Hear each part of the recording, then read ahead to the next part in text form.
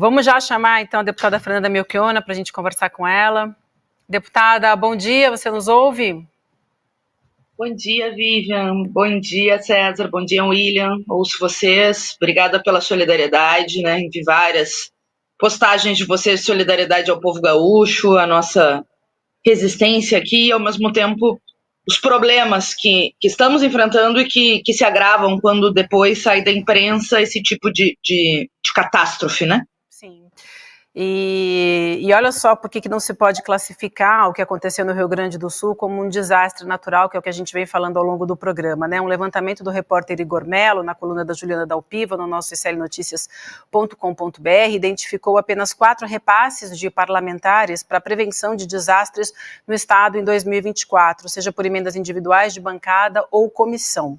Ao todo, as verbas para a prevenção somam 2,5 milhões de reais, um total de 1,6 bilhão em recursos para 408 finalidades diferentes. As verbas para a defesa civil, que incluem ações de educação ambiental, por exemplo, foram destinadas por apenas 3 deputadas, Maria do Rosário e Reginete Bispo, ambas do PT, e a deputada Fernanda Melchiona, do PSOL, que a gente conversa agora. Aliás, o Demore trouxe uma informação importante durante o Desperta, né?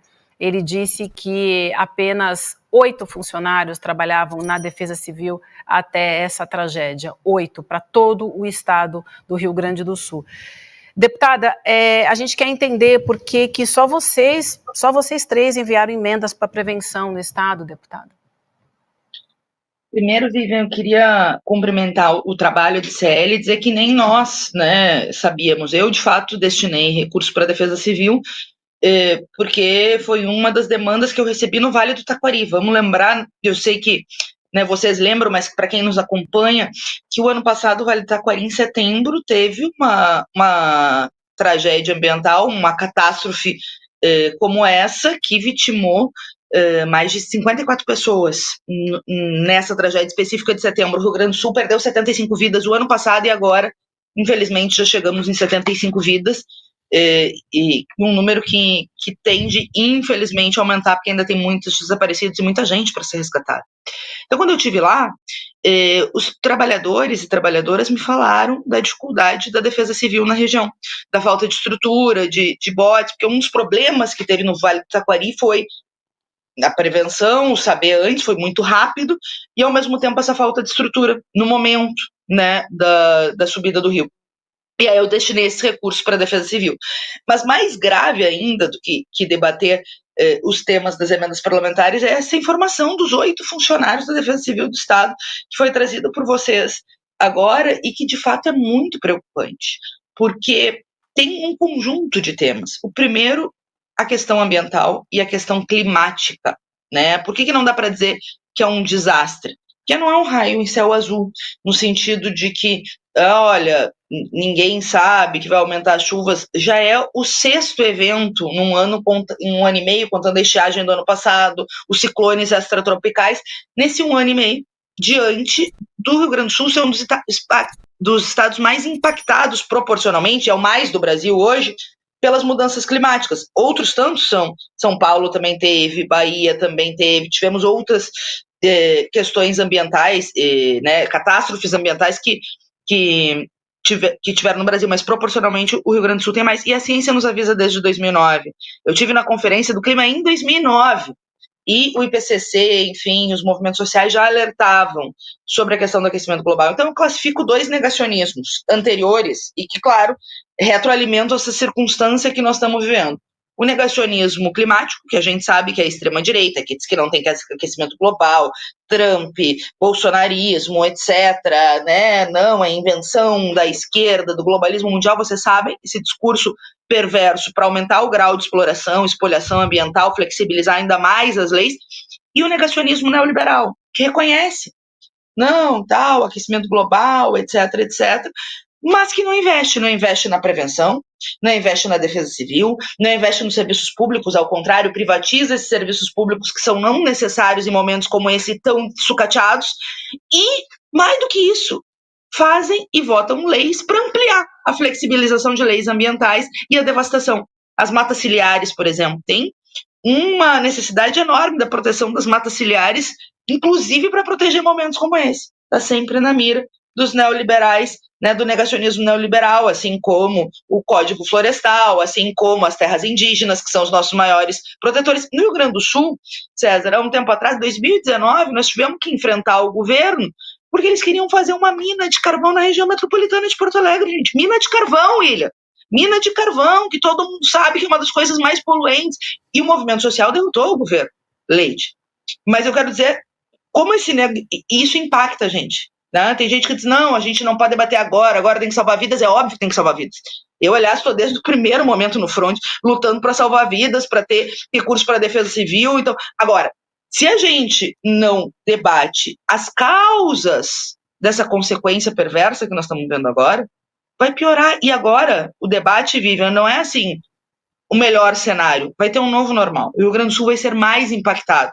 Né? Nós vamos ter mais circunstâncias como essa no Brasil inteiro. Claro, cada estado com a sua peculiaridade. A tendência no norte é ter mais seca. E, bom, então, a gente vai vendo os impactos das mudanças climáticas no estado, que atua de forma desigual. Concordo muito com o comentário que o Demore estava fazendo, porque depois que sai essa solidariedade, quem é que perdeu tudo de novo? O fogão, a geladeira, a casa, etc. Como é que essa pessoa vai reconstruir? O governo Lula, corretamente, anunciou a liberação do FGTS, do Bolsa Família, eu acho que é muito importante. Mas é dinheiro que já é das pessoas, né? Então, que tipo de medidas de auxílio emergencial vai ter ou de ajuda para essa pessoa que perdeu o trabalho, que perdeu a... Eu vi uma entrevista da turma de São Sebastião do Caí que perdeu pela segunda vez. Segunda vez. Então, né, também atinge de maneira desigual os mais pobres, os que vivem em áreas vulneráveis, em zona de risco, que já são mapeadas no caso de Porto Alegre, que não tem política de reassentamento, né, há muito tempo. O pessoal das ilhas é sempre atingido por essas intempéries, e agora, claro, de uma maneira muito pior, e quem conhece Porto Alegre sabe, uma das regiões mais vulneráveis da nossa cidade. Então, eu acho que esses debates são importantes, sim, para a gente não ter o pior dos cenários. A gente pode ter o menos pior. A gente pode ter medidas de prevenção, defesa civil equipada, porque está faltando barco, gente. Está faltando aeronave, está faltando helicóptero. Os bombeiros têm pouca infraestrutura, tem municípios que não têm rede mínima de infraestrutura para atuar na defesa civil e salvar mais vidas com mais celeridade. A gente sabe que veio helicópteros do governo federal, que foi destacado as Forças Armadas para também botar todo o seu material. Tem que vir mais, né? Como foi anunciado ontem, teve uma reunião com o Lula, com o presidente Lula, que veio pela segunda vez no Rio Grande do Sul. Mas tem que ter um protocolo permanente, tem que ter treinamento civil para esse tipo de coisa, porque assim a gente não pode normalizar. Uma vida perdida não pode normalizar. Né? E claro, eu tenho dito em todos os lugares que eu vou, gente, quem tem alerta da Defesa Civil para sua região, saia da sua casa. A gente sabe que a pessoa não quer ser assaltada, a gente sabe que a pessoa não quer perder tudo, mas nada vale mais do que a vida. Que as cenas que a gente viu, as pessoas sendo resgatadas nos telhados, né? Vocês viram como eu, né? A população gaúcha está vivendo isso. Então é um alerta, é um pedido e depois. E a gente vem falando desde o início, né, do ano passado, quando começou em junho, teve na região noroeste do estado, depois teve Vale do Taquari em setembro, janeiro teve Porto Alegre. Nós precisamos de um treinamento permanente, de um protocolo que chegue no celular das pessoas. Nós temos que ter equiparação da defesa civil e um treinamento civil para atuar da população nisso. Igual que a gente viu aqui, para concluir mesmo, foi uma rede de solidariedade incrível do povo gaúcho, né? Gente que já tinha perdido as coisas da sua casa, saiu e estava ajudando a tirar outras pessoas, um cordão humano em canoas, impressionante, para ajudar a puxar os barcos, que está 2/3 submerso, William, Eldorado do Sul, que está praticamente submerso. São 336 cidades atingidas, né? E vocês viram a imagem da capital Porto Alegre, nós nunca vivemos isso, e vai demorar para baixar. Começa a baixar quarta, vai devagar, porque a Lagoa dos Patos, que é onde escoa, está cheia também, e tem previsão de chuva de novo. Então, é uma circunstância muito, muito difícil, muito difícil. Que a gente precisa enfrentar. Um bom dia, deputada. Quero aproveitar para estender de novo nossa solidariedade ao povo gaúcho, em nome da senhora. Eu queria te perguntar sobre essa tentativa de não politizar essa tragédia, né? Tem gente insistindo nesse argumento de que não podemos politizar a tragédia. Eu li ontem um tweet muito bom que diz que o evento é climático, mas a tragédia é política. O governador Eduardo Leite, ontem de manhã, ao lado do presidente Lula, estava reclamando do teto de gastos que ele mesmo defendeu e ele mesmo aprovou no Rio Grande do Sul. Eu queria que a senhora falasse um pouquinho sobre isso, sobre como tudo que a gente está vendo no Rio Grande do Sul, obviamente não há planejamento no mundo que consiga escoar uma quantidade de água desse tamanho, mas como as escolhas políticas impactam diretamente na vida dessas pessoas que perderam tudo novamente porque não tinha plano de contingência nenhum no Rio Grande do Sul, né, deputada? É isso, William. Acho que é bem importante o tom que tu traz, né? Porque é óbvio que o tema é salvar vidas, né?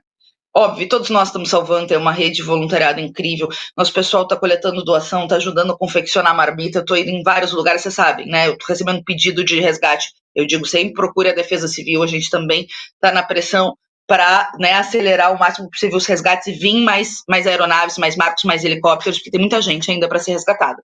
Agora, tem a prevenção, e a prevenção é um conjunto de coisas, um plano de contingência, um plano de emergência climática, a rede de infraestrutura, William, Porto Alegre, tem o DEMAI, por exemplo, que tem uma das melhores águas, né, historicamente, mas que vem sendo sucateado, opera com metade da sua capacidade operacional, né, claro, esse problema da água, já em janeiro tinha tido falta de água por falta de energia, e tem o problema dos próprios geradores, foi impacto ali na CE Equatorial, que eu nem gosto de chamar CE Equatorial, que foi privatizada e virou uma baderna, uma tragédia, os serviços, né, para a população gaúcha.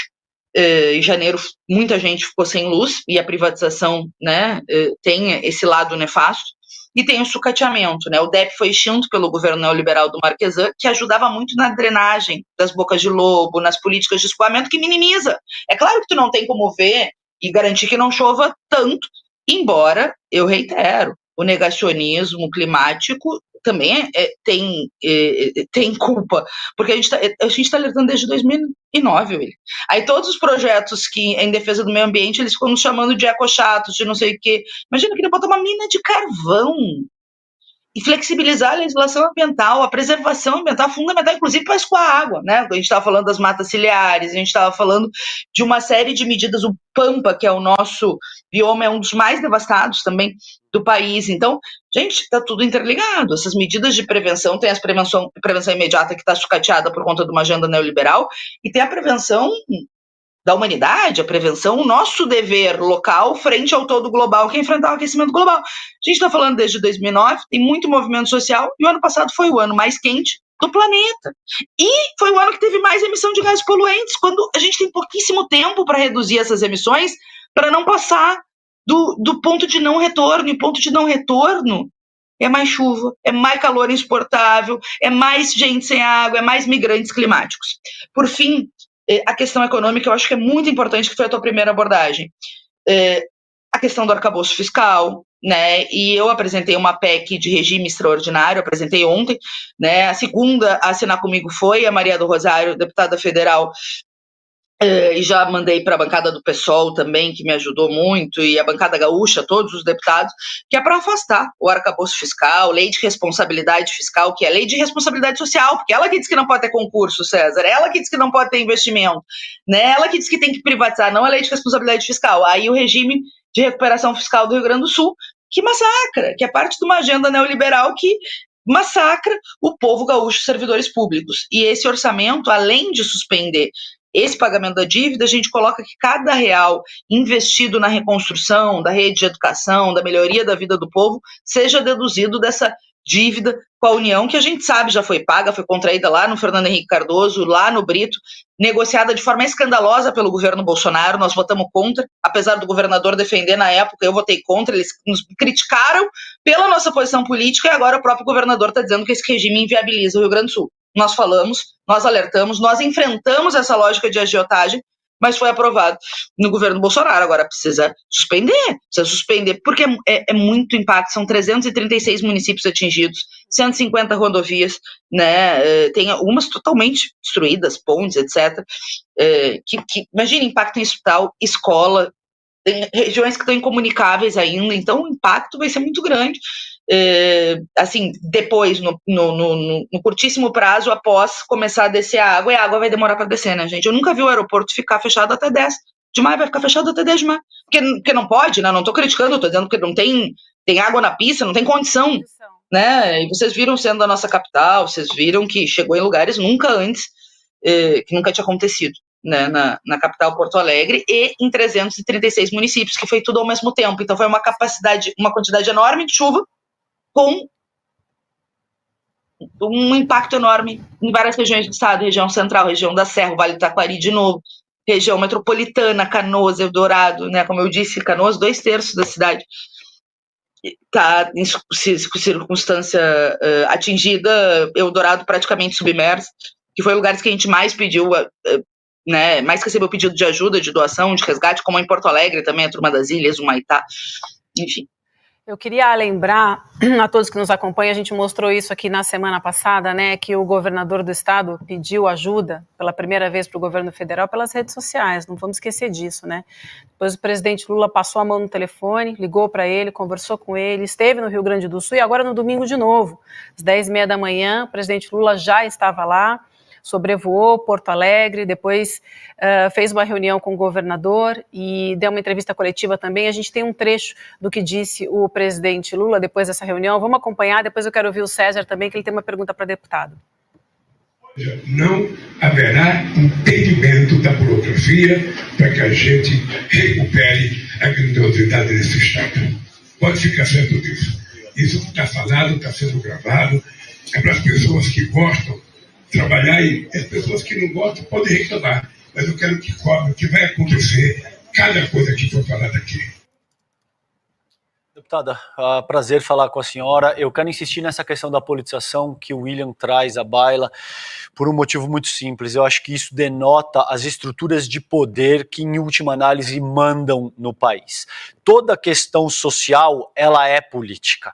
Politizar significa lançar luz, trazer isso para o debate da polis ou não.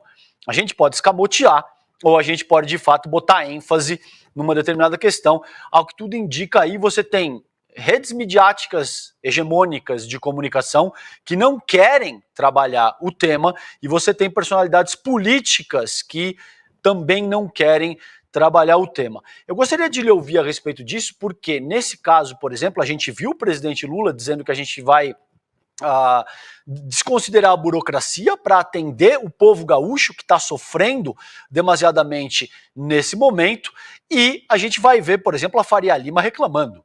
Em seguida, a gente também vai ver as estruturas correlatas ao agronegócio reclamando. Então, por que a gente não repensa, né? Por que eles não querem politizar? E aí eu passo para a senhora, deputada, para ouvi-la. Por que eles não querem politizar a questão nesse momento? Porque se a gente começa a trabalhar esse tema, a gente vai chegar à conclusão que a gente não pode ter mais uma lei Candir, por exemplo, que isenta o agronegócio de todo tipo de imposto. A gente vai começar a prestar atenção que só a soja, por exemplo, em 2022, resultou em 56 bilhões de reais em termos de isenção para o agronegócio. Esse montante poderia estar sendo utilizado agora para trabalhar as vítimas gaúchas que estão sofrendo com essa calamidade absurda. Eu gostaria de ouvir a senhora acerca dessas estruturas de poder que não querem politizar a questão, como o William muito bem colocou aqui nessa ocasião. Primeiro, César, é muito importante a tua pergunta e foi muito importante a vinda do Lula aqui de novo ontem. Foi uma reunião importante, óbvio que a gente estava lá, né? O Lula não ficou andando de jet ski, nem falando as pessoas estão morrendo, o que eu tenho a ver com isso, como o negacionista Bolsonaro. E eu acho que é importante resgatar, porque boa parte das fake news vem daí, né? A última foi que o governo federal financiou o show da Madonna. Não financiou o show da Madonna, gente. Não teve, né? Enfim. E você sabe que eu tenho uma posição independente do governo federal, tanto é que pediu o adiamento do Enem, critiquei quando o governo do Enem, perdão, do concurso, né? Porque estava evidente que não ia rolar e o governo demorou, mas adiou, que é muito importante também. Então, não é, mas assim, essa turma faz umas fake news meio barra pesada, né? Então, vamos só resgatar aqui a verdade, que é útil. E eu acho que é bem o que tu falou, porque se tu politiza, além do tema da soja, tem o tema da monocultura também, né? E da lógica de depredação ambiental. São os mesmos que querem flexibilizar o Código Ambiental, são os mesmos que querem a lei do marco temporal, que não é para garantir a preservação dos biomas nas nossas, né, enfim, florestas, no pampa, no cerrado, etc., para devastar, para avançar mais, é para ir para cima. Agora, na CCJ, esse ano, aprovaram um que permite a devastação de campos de altitude de todos os biomas brasileiros, o que pode significar uma devastação do tamanho do território do Rio Grande do Sul e Santa Catarina, e que tem muito impacto em nascente de rio, que é muito importante, né? Porque quando a gente fala de escoamento, etc., tem o impacto das chuvas na bacia hidrográfica, tem o assoreamento dos rios. Então, está tudo interligado. Não politizar é não debater como uma agenda neoliberal de desmonte dos serviços públicos não permitiu ter uma ação mais célere e acaba tendo mais impacto para a população, né? Porque é isso. Se tu tivesse uma rede de drenagem, se tu tivesse o DEP funcionando a pleno vapor, se tu tivesse o DEMAI operando com a capacidade inteira, talvez tivesse menos falta de água, o escoamento andaria mais rápido perto do tamanho da chuva, que é inegável, né? Atuando na consequência, nós teríamos não 8 funcionários da Defesa Civil, nós teríamos 50 funcionários da Defesa Civil, nós teríamos mais botes, mais helicópteros, mais coletes salva-vida, nós teríamos bombeiros melhores equiparados. Então, a agenda neoliberal também tem impacto, além da mudança climática e, como a gente falava antes, do ponto de vista econômico, mais ainda, porque a Lei Candir, né, retomando os nossos ouvintes e seguidores, é aquela que faz com que não se pague tributos sobre exportação crua, que significou uma desindustrialização, porque assim, é o grão, né, o commodity, então ao invés de fazer o trigo, tu vende o grão, né, fazer a farinha, fazer os bens, as massas, etc., porque essa sim paga tributo quando exporta, tu exporta o grão, não paga o tributo, foi o que cresceu na pandemia, essas exportações, lastreado no dólar ainda, quando a gente estava vivendo, em geral significou o aumento da monocultura, né, e que tem impacto na erosão do solo, e tem impacto nas questões ambientais, e na ausência de arrecadação. O Estado já deixou de arrecadar 50 bi que vai fazer falta para construir a casa de quem foi atingido, né? Porque nós estamos falando de vida concreta das pessoas, estamos falando de milhares. Gente, 1/3 dos gaúchos, na prática, está sem água. São 1 milhão de unidades consumidoras sem água num estado de mais de 8 milhões, considerando que esses dados foram apresentados ontem pelo governo do estado, que a gente tenha nas famílias 3 pessoas, quase 1/3 dos gaúchos sem água. Além de todos os 400 mil que foram atingidos, as pessoas, milhares que tiveram que sair de casa, e óbvio, o mais grave é ainda as vidas perdidas, porque essa nada repõe, né? Essa não tem reparação para quem está chorando a morte dos seus. Sim. Então, bom, esse 50 bi que deixou de arrecadar, quantas casas populares poderiam ser construídas? Porque é isso, eu vou seguir a luta para ter um auxílio emergencial para essas pessoas. Eu não acho justo que o povo trabalhador, que é o que menos polui, embora falta política de educação ambiental, mas é o que menos tem responsabilidade no aquecimento global. Aliás, é quase irrisório se pegar os dados da ciência, etc., Sim. São os que pagam conta. Os pobres, os vulneráveis, as mulheres, os negros e negras, os indígenas, as populações ribeirinhas. Não. É preciso ter política pública para ajudar essas pessoas, assim, logo depois do resgate. Agora resgatar, imediatamente. Né? Evidente, agora. Imediatamente. Deputada, quero agradecer demais a sua participação com a gente e a luta, e mais uma vez a gente se solidariza com toda a população do Rio Grande do Sul. Obrigada, a gente segue acompanhando e a gente se fala em uma nova oportunidade. Boa semana, estamos juntas, deputada, muito obrigada. Um abraço, deputada. Obrigada, Vivi, obrigada, César, obrigada, William. Eu queria pedir uma ajuda para vocês, eu protocolei ontem a PEC, que tira o Rio Grande do Sul da lei de responsabilidade fiscal, tira do arcabouço e garante, né, um orçamento extraordinário para enfrentar, né, essas consequências para o povo. Precisa de 171 assinaturas, uma PEC para ser protocolada, de deputados. Se fosse do povo, eu sei que a gente coletaria 1 milhão rapidinho. Então, se puderem nos ajudar na pressão também, nós vamos começar essa coleta.